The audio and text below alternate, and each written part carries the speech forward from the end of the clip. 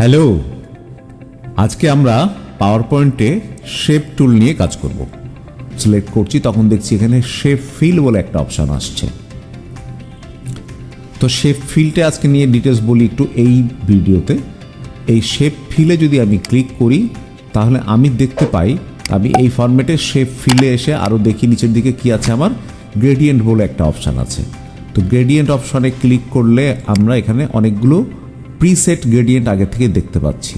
তো এরকম কোনো গ্রেডিয়েন্ট কালার দিয়েও আমরা এটাকে এভাবে ফিল করে দিতে পারি। অথবা আমরা এখানে যদি আমরা গ্রেডিয়েন্ট দিয়ে ফিল না করে আমরা বলি মোর গ্রেডিয়েন্ট, তাহলে এইখানে এই অপশানটা আসছে। এইটা আমি একটু পরে আসছি এই প্রসঙ্গটাতে। আবারও আমি ফিল কালারে গিয়ে আমি এখান থেকে বললাম টেক্সচারে গেলে এখানে বিভিন্ন ধরনের টেক্সচার দেখতে পাচ্ছি। আমরা এই ধরনের টেক্সচার দিয়ে এটাকে আমরা ফিল করতে পারি। এরকম টেক্সচার দিয়ে এটাকে আমরা ফিল করে ফেললাম।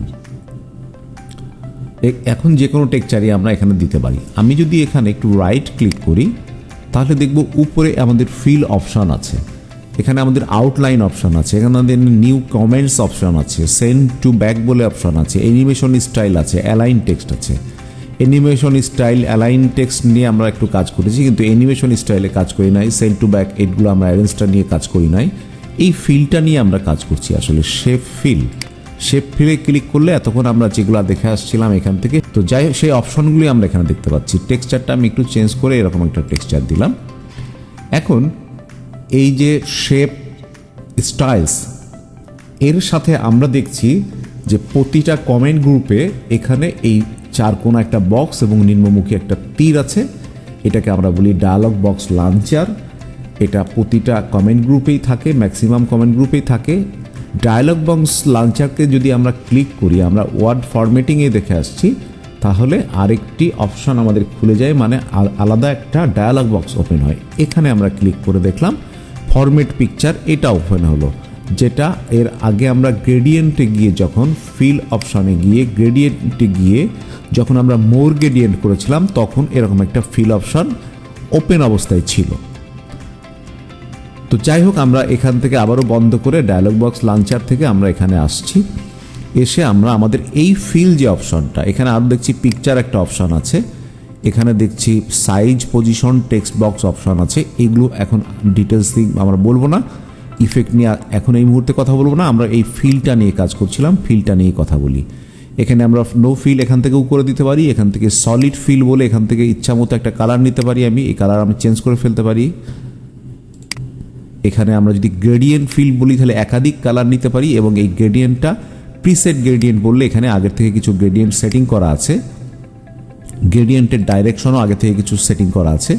এখান থেকে আমরা এই গ্রেডিয়েন্টটা চেঞ্জ করতে পারি, অথবা আমরা এই গ্রেডিয়েন্টের কালার এখান থেকে চেঞ্জ করতে পারি। এখানে 3টা কালার আছে, এই কালার আমরা পিক করতে পারি। যেমন আমরা প্রথম এই পয়েন্টটাতে ক্লিক করলে এখান থেকে আমরা কালার চেঞ্জ করে আমরা এটাই করে দিলাম পিঙ্ক।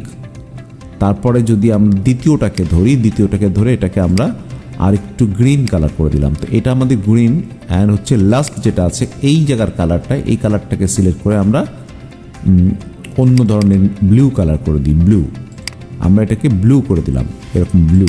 তো এই ভিতরেরটা আমরা ব্লু হলো। এখন দেখছি আমরা টাইপে গিয়ে রেডিয়াল আছে, এই রেডিয়ালটাকে প্রয়োজনে আমরা যদি লিনিয়ার করি তাহলে এরকমভাবে গ্রেডিয়েন্টটা আমাদের দেখাবে। এবং এখানে একটি অ্যাঙ্গেল আছে, সেটি হচ্ছে 45%। আমরা যদি 90 ডিগ্রি অ্যাঙ্গেলে করি তাহলে এভাবে সমান সমান দেখাবে, এবং এটা হরিজেন্টালি দেখাচ্ছে। তো আমরা যদি এই লিনিয়ার দেখলাম, রেডিয়াল দেখলাম, রেক্ট্যাঙ্গুলার দেখলেও এরকম চেঞ্জ আসে। এই কর্নার থেকে আসছে রেক্ট্যাঙ্গুলারটা। আর একটা আছে পাথ হলো ডায়মন্ড টাইপের এক ধরনের আসে। তো যাই হোক, আমাদের সব থেকে ব্যবহৃত যেটা হয় সেটা হচ্ছে লিনিয়ার, কখনো কখনো রেডিয়েন্ট হয়। তো এখান থেকে আমরা এই চেঞ্জটা অলরেডি পেয়ে গেছি। এখানে অ্যাড গ্রেডিয়েন্ট স্টপ, যদি আমরা এখানে আরেকটি পয়েন্ট নিতে চাই, এখানে আরেকটি পয়েন্ট হলো, এবং এইটার কালারটা আমরা করে দিলাম হোয়াইট, এরকম কালার। তো এই যেখানে এটা আরেকটা পয়েন্ট হলো। যদি এখান থেকে কোনোটা বাদ দিয়ে দিতে চাই তাহলে আমরা এই পয়েন্টে ক্লিক করে এটাকে আমরা বাদ দিয়ে দিতে পারি। এখন আমাদের এই থাকলো, এভাবে থাকলো, এবং 45 ডিগ্রি অ্যাঙ্গেলের জায়গায় আমরা এটাকে 90 ডিগ্রি অ্যাঙ্গেল করে দিই, এবং লিনিয়ারই থাকলো। তো এখান থেকে আমরা আরও হচ্ছে এটাকে আমরা ইচ্ছা করলে ট্রান্সপারেন্ট করতে পারি। ট্রান্সপারেন্সি পজিশন চেঞ্জ করতে পারি, ব্রাইটনেস বাড়াতে পারি, এরকম ব্রাইটনেস বাড়াতে পারি। আমাদের এই ওয়েলকাম টেক্সটটাকে আমরা এখানে নিয়ে রাখলাম। এখন আমাদের ফিলে এসে আমাদের এটাকে ধরে আমরা এখানে যদি ট্রান্সপারেন্সি করি তাহলে ওই নিচের টেক্সট আমাদের দেখা যাচ্ছে, তার মানে এই গ্রেডিয়েন্টটা ট্রান্সপারেন্ট হয়ে যাচ্ছে।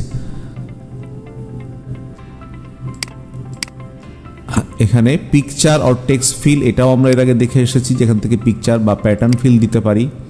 স্লাইড ব্যাকগ্রাউন্ড ফিল, স্লাইডের ব্যাকগ্রাউন্ড ফিল, এটা অন্য অপশন, এটা আমরা এখন এই মুহূর্তে দেখব না। আমরা যেদিন স্লাইড ব্যাকগ্রাউন্ড নিয়ে কাজ করব সেদিন আমরা এটা দেখব।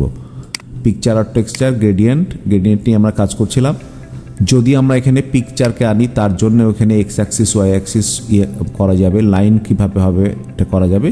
তো মোটামুটি ফিল কালারের যে বেসিক ব্যাপারটা সেটা মোটামুটি আমরা ক্লিয়ার হলাম। সকলকে অসংখ্য ধন্যবাদ।